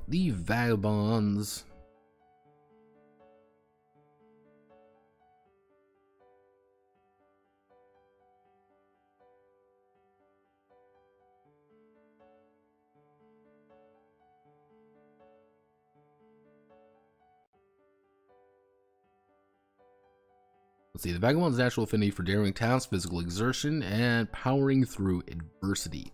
Vagabonds with actually, Vagabonds attuned to adventure are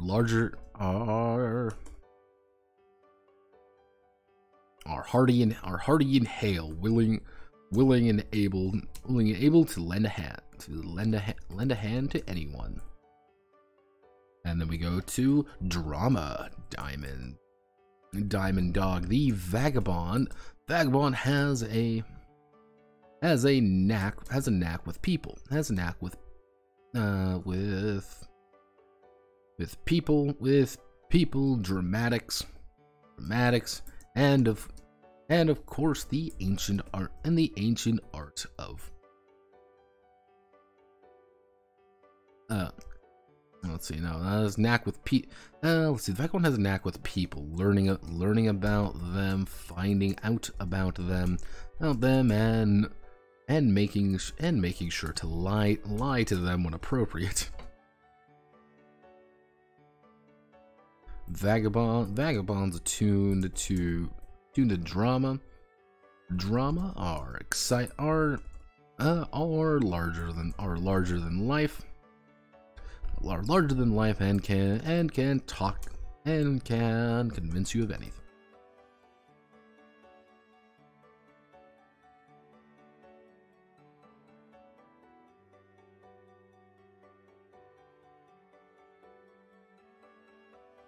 Yeah, so kind of drama is like your big conversational attribute. Like, yeah, you're a very dramatic person.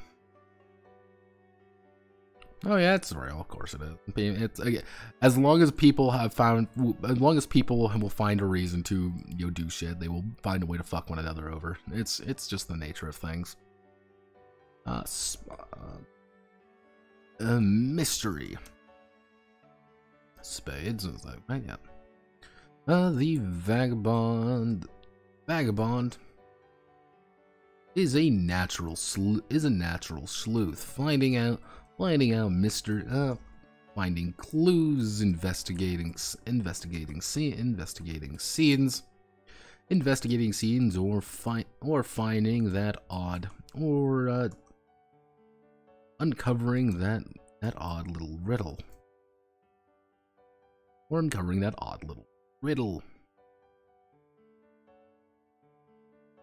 Vagabonds attuned to mystery are aloof but intelligent and observant of their surroundings.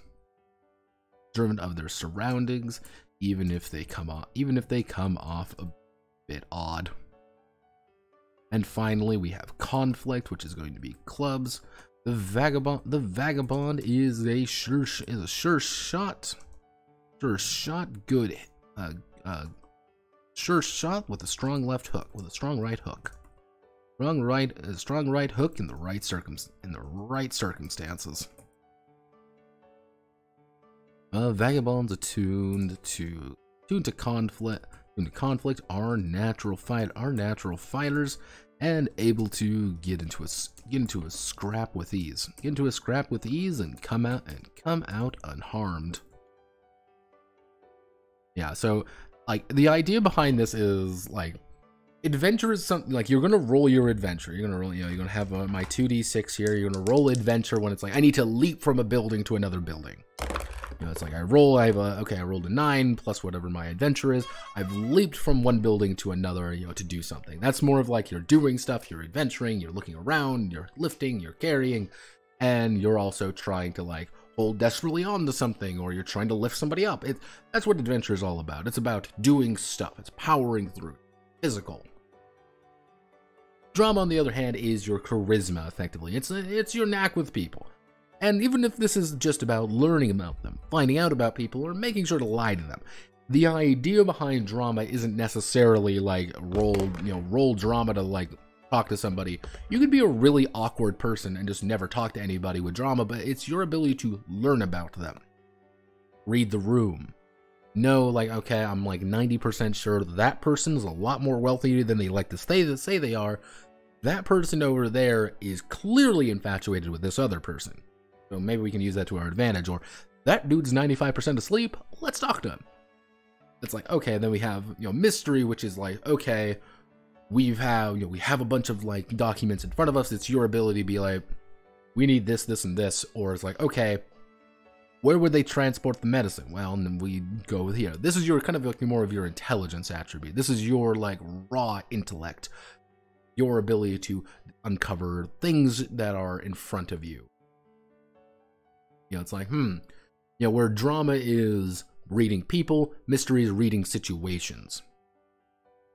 While conflict, on the other hand, is just being a natural shot or a good straw or having a right hook. If you have, let's say, kind of low adventure but high conflict, that just means you're good with a knife. It doesn't mean you're strong. It doesn't mean you're like, oh, I'm big and tough or whatever. It's, yeah, you're quick with a knife or you're just a damn good shot kind of thing.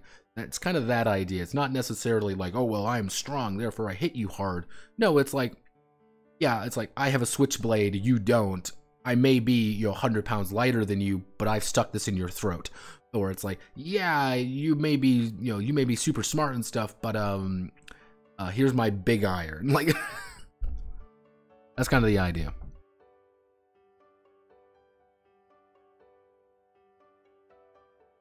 This is string tagged as 4chan. Well, my friend, that's where I got my start, and that's where I hail my life. Let's say I'm sworn to it.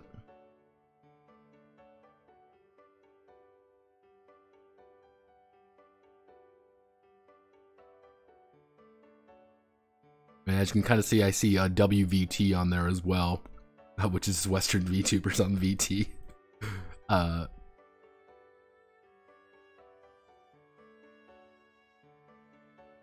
What to do? Adventure is now. Drama.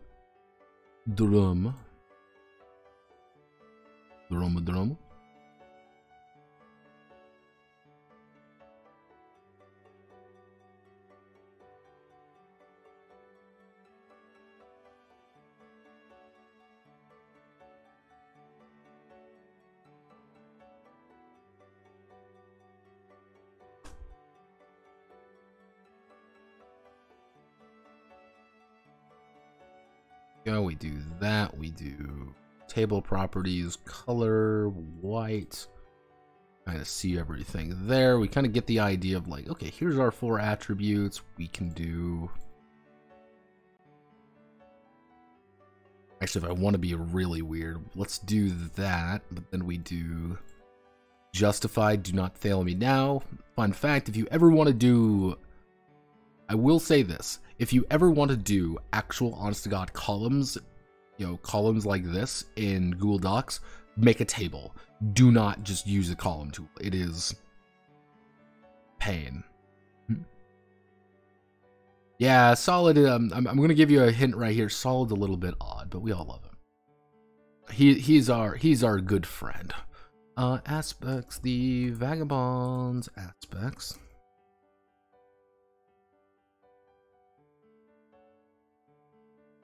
Actually, no, we can do alt code. We do alt code for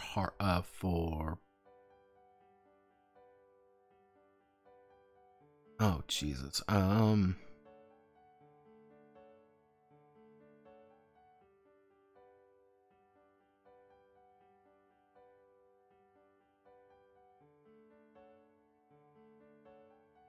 Let's see if it works in no, it doesn't work. So alt 5, let's try this as club. We do alt 5.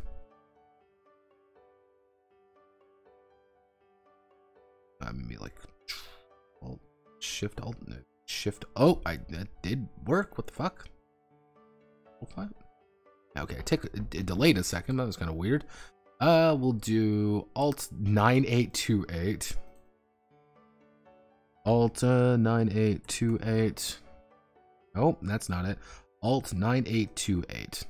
Why is it a D?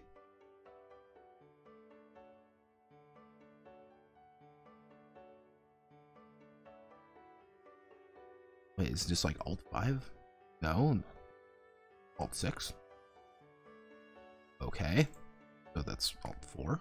Oh, that's no, this would be alt 4. This would be alt 3. Yeah, there we go. Ta-da!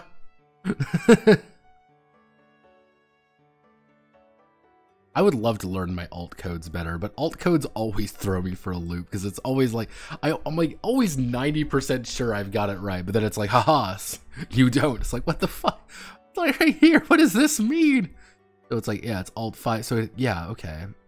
I wonder it's because it's a black spade instead of like a fill, like not a black spade, but like it's a highlighted one instead of a filled in one. I guess that would be the reason. So let's see. The Vagabond can use any fate card.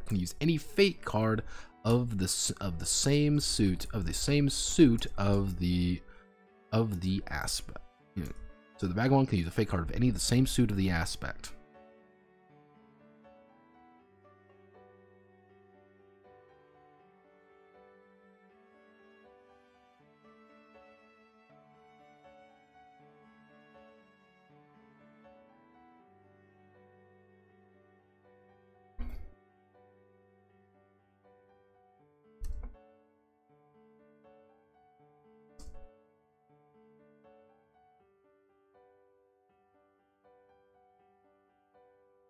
Well, regardless of using it, they will always add their aspect value to their final roll. To their final roll. Yeah. So let's just make I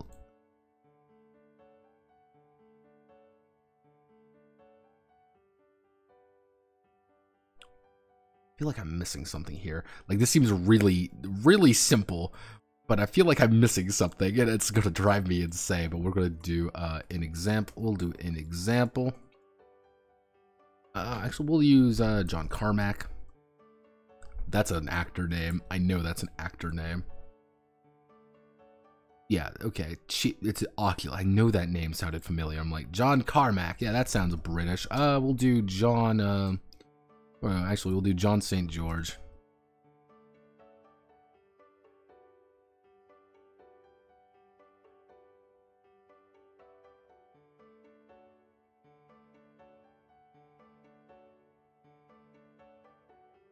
Actually, no.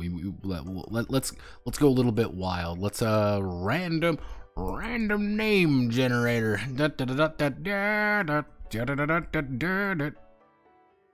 Masculine name, Raphael Mo. Where the fuck did Mo come from? Maurice?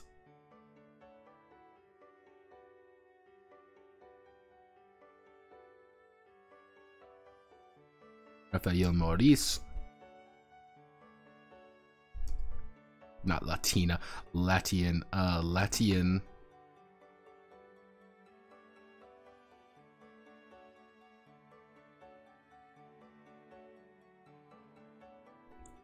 Latian reporter. So Raphael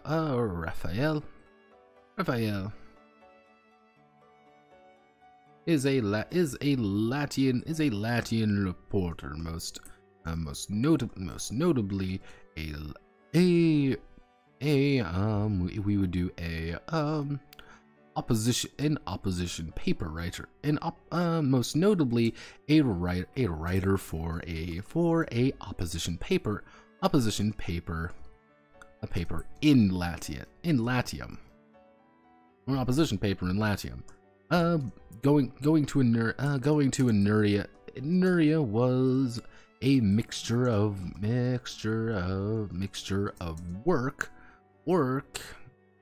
as well as trying to get away from the regime,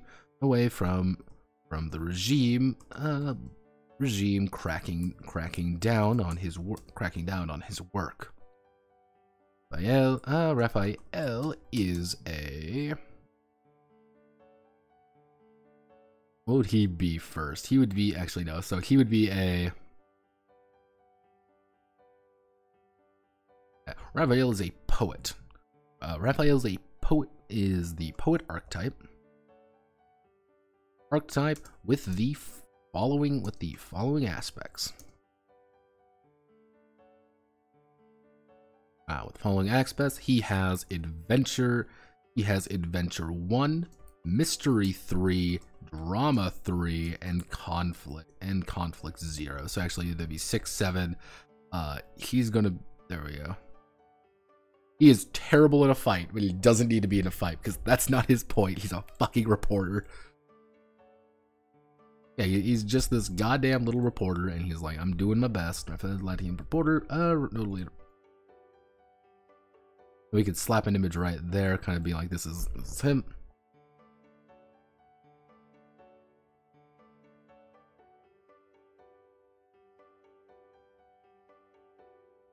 Why do rubs, especially dandy Facebooks with 2 long columns for roll? What? Oh, why do D&D rulebooks use column text? Okay. One of the big things about that is that it saves a lot of space. And it's cheaper, it's lighter, because like this is already like for the 2 people interested in this game is actually set up in B5. This is 6.93 by 9.84. A lot of those are 8.5 by 11, usually even a little bit bigger. And you need to get as much words on page as possible, and they're usually very small text, relatively speaking. Which is one of the reasons why I don't really buy physical books anymore, because my eyes sting when I see them. Like, I have to zoom in pretty high because my eyesight's not very good. But it's like, it's just to save space, just to make sure that something isn't a... Because if you were to like bring it up as like this raw text, it looks as if it's like how do I want to word this? People are more inclined to buy a 400-page, buy a 350-page book than a 700-page book kind of thing. It's like, yeah, I understand. It's just to save space, and it looks nice too. Yeah, looking nice, being aesthetically pleasing is by itself a... The fuck?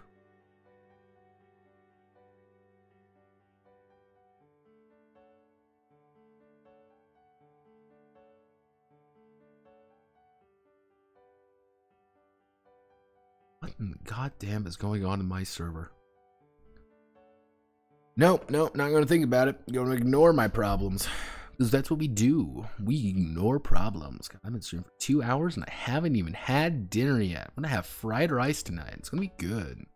Because I got some rice from the other night. I'm gonna have some some sausage that I got the other day. I'm gonna cut it up all nice. I'm gonna put it in all together. I'm gonna really get that thing fried up.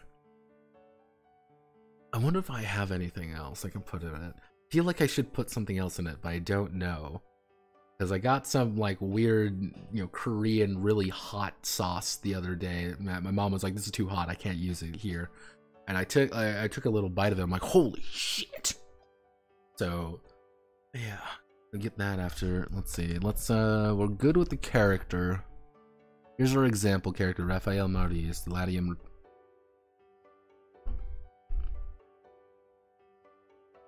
Slap it there. You know what I'm going to do? I'm going to call it here for today. What I'm going to do is... How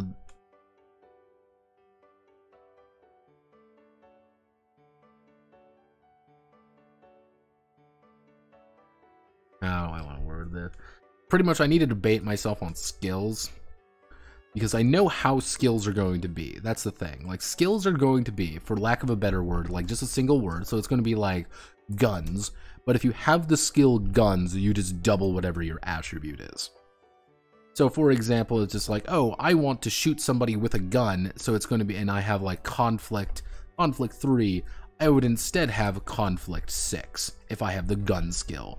This doesn't seem very impactful for like if you have really low skills, but it's like, yeah, this is still a 2d6 system. So the numbers, having like rolling those numbers are like having a skill is going to really change it, because it's going to go from like, oh, well, you know, I have 2d6, but like 2d6 and getting like a +2 is already big. Getting a +6 is nuts. Like, damn, that's pretty big. Yeah, that's a pretty good roll, because I want the players to succeed in most checks. It's like when things go, but the idea being that there is an alternate fail condition, you could say, which is if you roll 2 1s but still succeed, something bad still really happened. Just the same as like if you roll double 6s and still miraculously fail, you know, good things, you know, it's like good things are going to happen. You're still going to get, you know, fortune smiles upon you even if you don't succeed somehow. But yeah, that's going to be it for today. Again, it's probably by Friday. What I'm going to do, my goal for Friday is to get skills done, just off my off time, as well as all the lore. That's really what's going to happen tonight, probably, as I'm going to wrap up all the lore, and I'm going to power my way through getting all the skills done. Let's see, tomorrow, well, actually, it's going to be me working on the Monster Girl Adventures thing, which Monster Girl Adventures Detox, I don't think that's going to be very long. We'll maybe able to just transfer over into a after hours stream, which I think that'll be fun. I think it'll be a nice little after hours stream.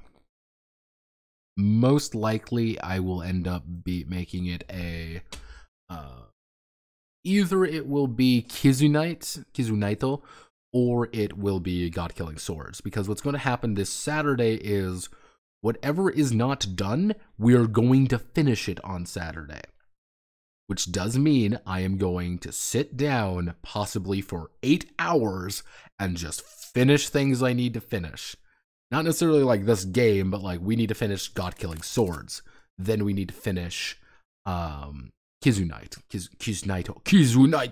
It's like we gotta finish these things that I said I was gonna get done, but time kind of got away from me. Fun fact, that Cyberpunk video kind of broke me a little bit.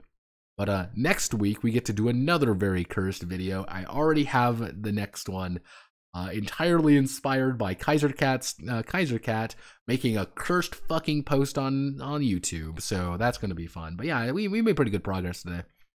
I would say a majority of the character creation is done. It's just kind of getting these last few bits down to me, like staring at a document being like, yep, that's a skill. Yep, that's the, yeah, That's really all it's going to be.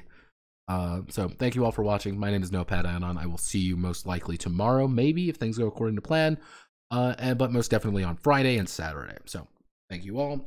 Also, before I forget, the Curious Case of Franchise games will be out most likely tomorrow, if it kills me. I had it open last night and completely fucking spaced on it, but it will get done. So thank you. Goodbye. See you all another time.